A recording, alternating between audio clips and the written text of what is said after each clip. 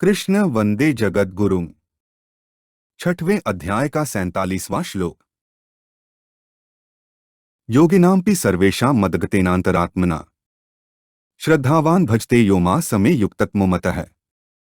ऊपर कहे गए श्लोकों का अर्थ है, संपूर्ण योगियों में भी जो श्रद्धावान भक्त मुझ में तल्लीन हुए मन से मेरा भजन करता है, वह मेरे मत में सर्वश्रेष्ठ योगी है।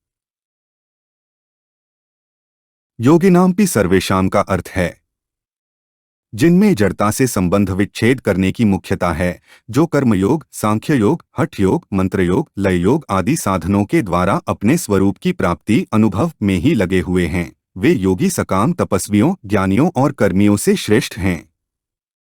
परंतु उन संपूर्ण योगियों में भी केवल मेरे साथ संबंध जोड़ने वाला भक्ति योगी सर्वश्रेष्ठ है।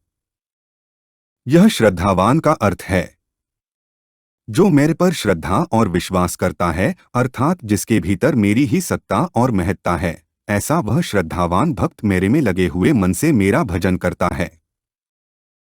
मद्गतेनांतरात्मना भजते का अर्थ है मैं भगवान का हूँ और भगवान मेरे हैं। इस प्रकार जब स्वयं का भगवान में अपनापन हो जाता है, तब मन स्वतः ही भगवान में लग जाता है, तल्लीन हो जाता है। जैसे विवाह होने पर लड़की का मन स्वाभाविक ही ससुराल में लग जाता है, ऐसे ही भगवान में अपनापन होने पर भक्त का मन स्वाभाविक ही भगवान में लग जाता है, मन को लगाना नहीं पड़ता। फिर खाते पीते, उठते बैठते, चलते फिरते, सोते जागते आदि सभी क्रियाओं में मन भगवान का ही चिंतन करता है, भगवान में ही लगा रहता है। जो केवल भगवान का ही हो जाता है, जिसका अपना व्यक्तिगत कुछ नहीं रहता, उसकी साधन भजन, जप कीर्तन, श्रवण मनन आदि सभी पारमार्थिक क्रियाएं, खाना पीना, चलना फिरना, सोना जागना आदि सभी शारीरिक क्रियाएं और खेती, व्यापार, नौकरी आदि जीविका संबंधी क्रियाएं भजन हो जाती हैं।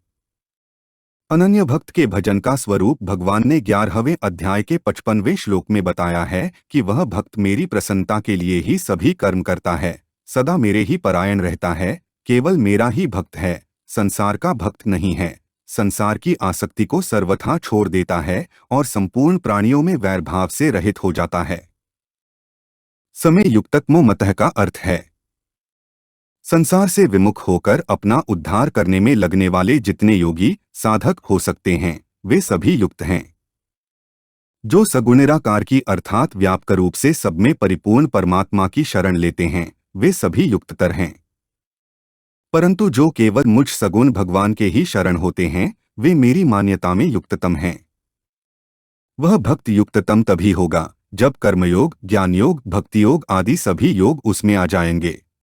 श्रद्धा विश्वास पूर्वक भगवान में तल्लीन हुए मन से भजन करने पर उसमें सभी योग आ जाते हैं। कारण कि भगवान महायोगेश्वर हैं, संपूर्ण योगों के महान ईश्वर हैं, तो महायोगेश्वर के शरण होने पर शरणागत का कौन सा योग बाकी रहेगा? वह तो संपूर्ण योगों से युक्त हो जाता है। इसलिए भगवान उसको युक्ततम कहते हैं। युक्ततम भक्त कभी योगभ्रष्ट हो ही नहीं सकता, कारण कि उसका मन भगवान को नहीं छोड़ता, तो भगवान भी उसको नहीं छोड़ सकते। अंतस्मय में वह पीड़ा, बेहोशी आदि के कारण भगवान को याद न कर सके, तो भगवान उसको याद करते हैं, अतः वह योगभ्रष्ट हो ही कैसे सकता है।